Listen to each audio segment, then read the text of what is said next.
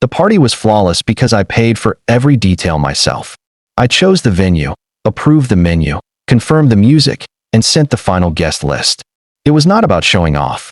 It was about giving my wife a moment that felt complete and respected by everyone present.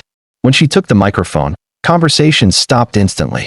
Glasses froze midair, and chairs stopped moving. She smiled confidently and looked past me as if I were part of the furniture. Instead of my name, she spoke his. She thanked him for being there, for understanding her, for supporting her when things were difficult. I stood still, listening as the room reacted before I could. Applause followed her words, mixed with laughter that felt sharp and careless. Then she turned toward me, holding a wrapped package, smiling as if this was my cue. Cameras lifted. Faces leaned forward.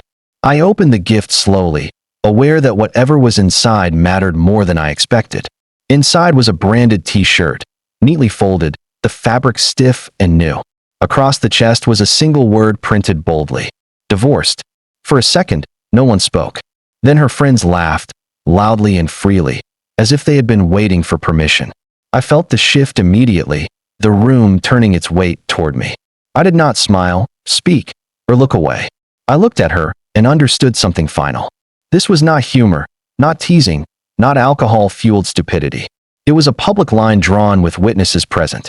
In that moment, surrounded by music and celebration, I realized my role had already been reassigned, and the gift was simply the announcement. What hurt most was not the shirt or the laughter. It was the certainty in her expression, the confidence that I would absorb it quietly.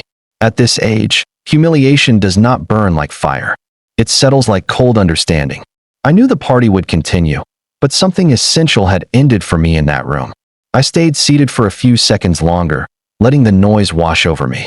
No one intervened. No one checked my face. That silence told me everything. The gift had done its job. The room was no longer mine, and the decision waiting for me would not be loud. That was the moment I stopped being a guest at my own table and became a man preparing to leave silently. He was not a stranger to our life, and that was the most uncomfortable truth. I had seen him often enough to stop questioning his presence. He appeared when I worked late, when travel kept me away, when responsibility demanded silence instead of charm. He blended into the background so smoothly that I mistook familiarity for harmlessness. He was always available in ways I was not. When she needed attention, he had time. When she needed validation, he had words. He agreed with everything because agreement costs nothing. He never challenged, never built, never carried weight. He simply benefited from stability created by someone else while pretending it was shared effort. That night, as she thanked him publicly, every memory aligned. The casual messages, the sudden mentions of his name, the way his presence was normalized slowly, patiently, like furniture moved inch by inch until the room feels different, but no one remembers when it changed. This was not affection. It was positioning. She did not thank him by accident. Public gratitude is never spontaneous. It is deliberate, rehearsed, designed to be witnessed. By choosing that moment, she ensured I could not question it privately or dismiss it later. She wanted witnesses, so the shift became official. Once spoken aloud, it could not be denied. I realized then that the applause was not for him. It was for her courage to redefine roles without resistance. She was not celebrating a man. She was announcing a transition. I had moved from partner to provider without ceremony, and he had moved from background to center stage without effort. What struck me most was her confidence that I would accept it. Years of reliability had taught her I absorbed discomfort quietly. She counted on maturity to look like weakness. At this stage of life, people mistake patience for permanence and stability for silence. Standing there, I understood that this moment had been planned long before the microphone reached her hand. The public setting was not cruelty. It was strategy. Replacing a man privately invites negotiation. Replacing him publicly removes it. By thanking him in front of everyone, she closed the door without asking whether I wanted to stay inside. And the cold realization was this. She was not leaving me. She was moving on while I was still present, expecting me to notice without objecting. That clarity did not hurt. It clarified. Prepares. I did not react when the laughter spread across the room. My hands stayed steady, the shirt resting lightly against my fingers. Years earlier I might have spoken, demanded explanations, forced the moment to bend around my pride. That version of me no longer existed. At this stage of life, Control is not proven by volume. It is proven by restraint, by knowing when noise only serves those waiting to watch you lose balance quietly and without regret or hesitation. I remained standing while conversations slowly restarted around me. Chairs shifted, glasses clinked, the band adjusted its rhythm. The party wanted to continue, and my reaction was expected to feed it. I refused. Public arguments do not restore dignity for grown men. They create spectacle, invitations for judgment, and memories you cannot erase. I chose silence because silence denies an audience its reward and keeps ownership where it belongs during moments like this, when pressure feels unavoidable to everyone present. I stood there holding the shirt, but my attention shifted outward. I watched faces instead of reacting to sound. Some avoided my eyes. Others pretended nothing unusual had happened. A few smiled awkwardly, relieved I was not erupting. That was when the truth surfaced clearly. No one looked shocked. This scene fit expectations already formed. The laughter was not surprise. It was confirmation of a story they had accepted before arriving, without hesitation or moral discomfort that night at all. That realization grounded me more than anger ever could. Anger demands reaction. Clarity demands patience. I understood that responding emotionally would only validate the narrative unfolding around me. They expected embarrassment, rage, pleading. Denying them that response was the only power left available. Silence became my decision, not a weakness forced on me. It was deliberate, measured, and final in ways shouting could never achieve for a man who values self-command above fleeting approval from uncertain crowds that night. By choosing silence, I separated myself from the performance unfolding in that room. I was no longer a participant in their celebration or their joke. I became an observer preparing an exit that required no announcement. The shirt in my hands no longer mattered. The laughter faded into background noise. What remained was certainty. When no one is shocked by disrespect, the environment has already changed. And that is when leaving quietly becomes the most rational move for me then. While laughter moved through the room, my thoughts slowed instead of racing. I stopped hearing individual voices and started seeing structure. Money does that when you have handled it long enough. I knew exactly what the evening had cost, not just in currency, but in planning, coordination, and trust placed carefully over time. That awareness grounded me. I thought about the systems I maintained quietly. Bills paid on time. Relationships smoothed before conflict grew. Routines kept stable so others could feel secure. None of it was dramatic. That was the point. Consistency rarely earns applause, yet everything collapses when it disappears without warning. As I watched people laugh, I realized how invisible maintenance becomes once it works well. Calm behavior had been mistaken for absence. Reliability had been rebranded as replaceable. That night revealed how easily people credit presence while ignoring infrastructure. I was not being betrayed in that moment. I was being evaluated inaccurately. This shift was quiet but irreversible. Betrayal still asks emotional questions. Information demands strategic answers. I no longer needed explanations or apologies. I needed alignment with reality. Accepting what I saw freed me from confusion and removed the urge to defend myself. Clarity replaced reaction, and that changed my posture completely. I noticed details others missed. Who avoided eye contact? Who checked their phones? Who suddenly grew quiet? Patterns emerged quickly when emotion stepped aside. The room was functioning like a system too, and I could see where influence flowed and where it did not. That awareness prepared me for the next decision. By the time the music swelled again, I had already moved internally. Information does not shout. It settles. Once accepted, it reorganizes priorities without drama. I understood that nothing needed to be fixed in that room. Something needed to be exited. And that realization arrived calmly, fully formed, without a trace of regret. This was the moment my perspective matured beyond emotion. I was no longer reacting to a personal insult, but reading a situation accurately. At 40 plus, experience teaches that data matters more than dialogue. What people reveal unintentionally carries more weight than what they promise deliberately. I did not feel anger or sadness. I felt readiness. The internal shift was complete, steady, and irreversible. It marked the point where leaving quietly became not an escape, but the most intelligent response available to me after years of consistent responsibility carried.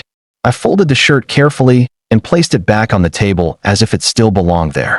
My movements were slow, controlled, almost respectful. I did not want to give the room anything sudden to react to. Standing up felt heavier than expected, not because of emotion, but because final decisions always carry weight once the mind has settled.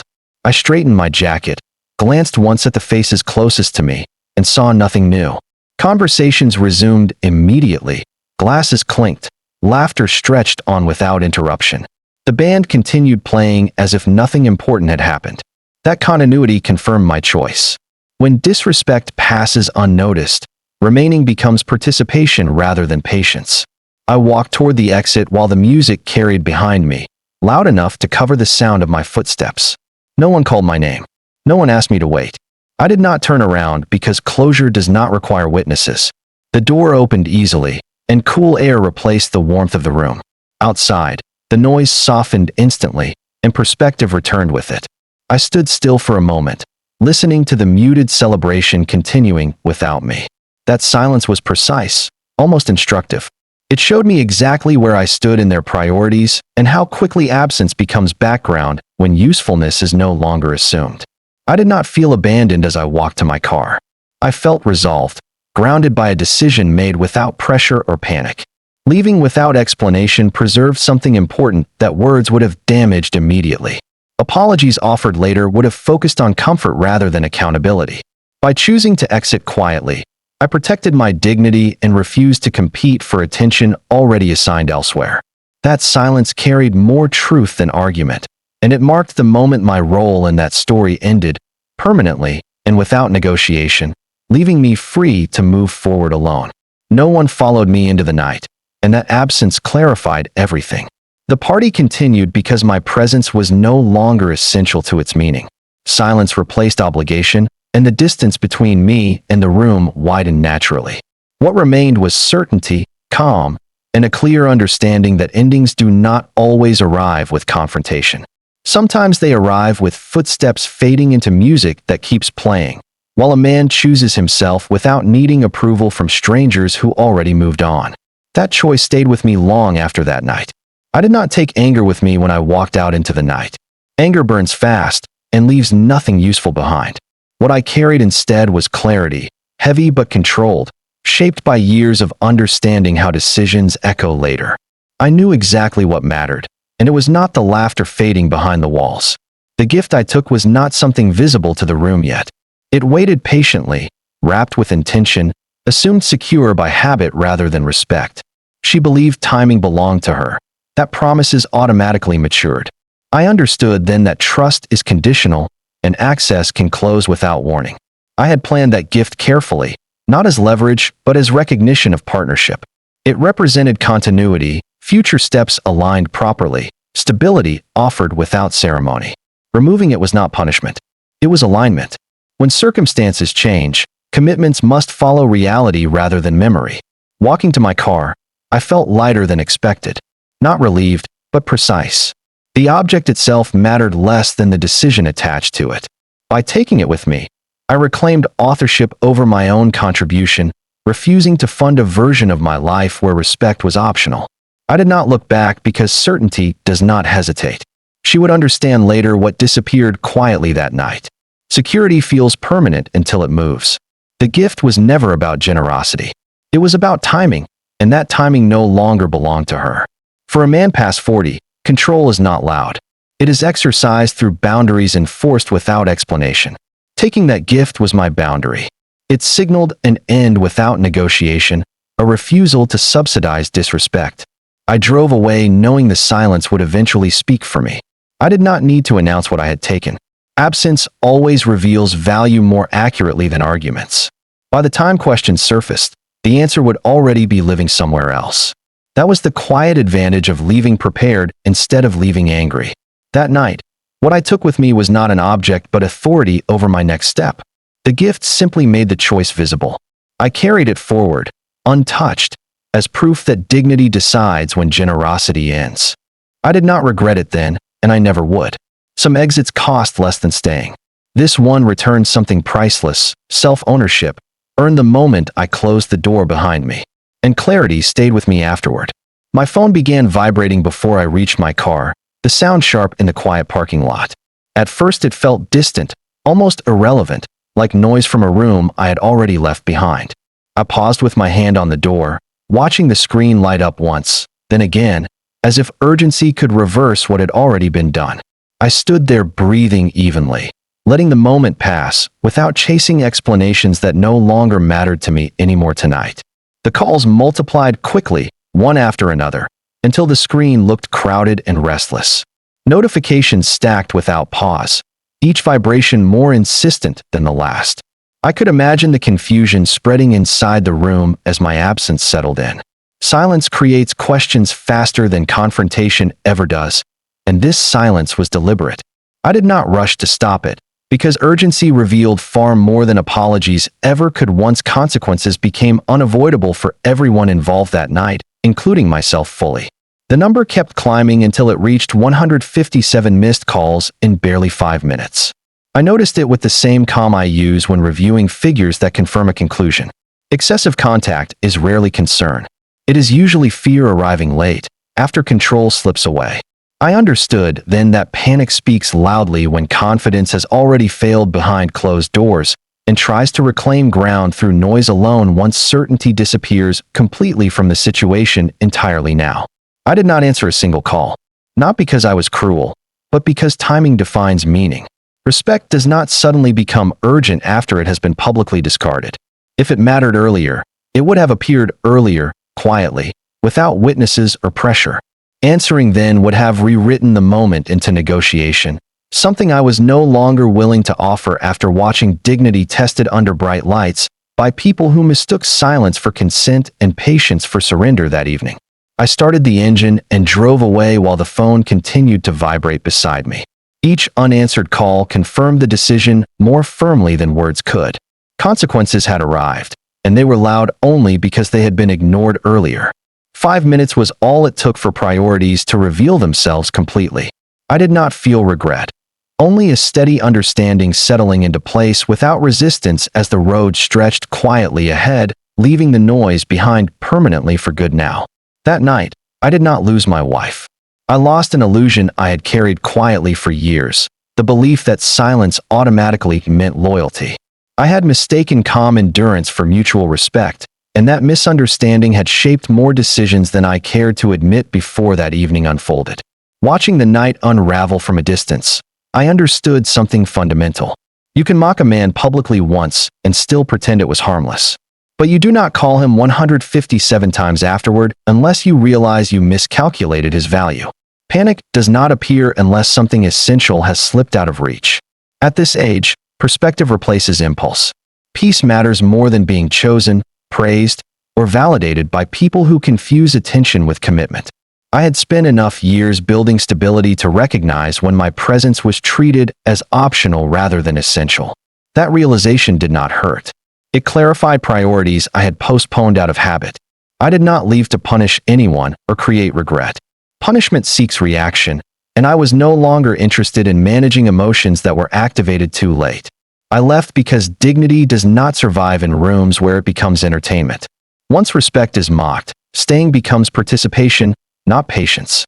Driving away that night, the quiet felt earned. There was no victory, no satisfaction, only alignment between what I knew and what I finally accepted. Ending something does not always require confrontation. Sometimes it requires the discipline to stop explaining yourself to people who already decided how they see you. The lesson stayed with me long after the noise faded. Loyalty is not proven by endurance alone. It is demonstrated through consideration shown when no one is watching.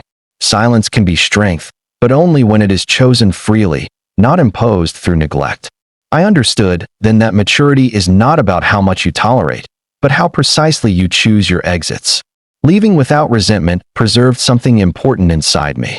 It allowed me to move forward without carrying bitterness into the next chapter of my life. That night closed the door without slamming it.